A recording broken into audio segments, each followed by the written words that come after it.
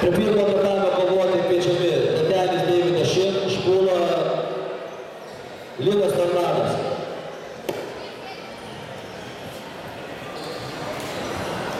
Amžiaus grupė 12-14 metų, svorio kategorija iki 40 kg.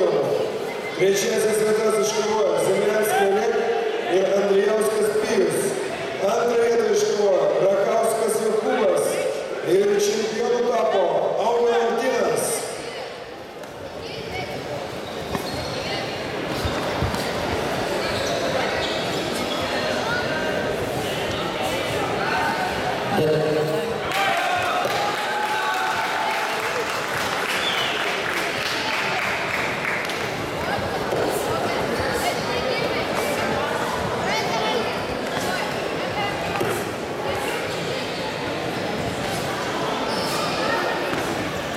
Kovoti pirmą tatame kviečiami Špūla Linas, Tatenis Deividas.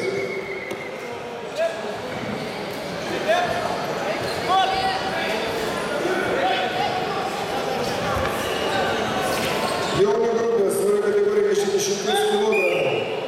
Antrą vietą iškovojo Rapačios Mantas, čempionų tapo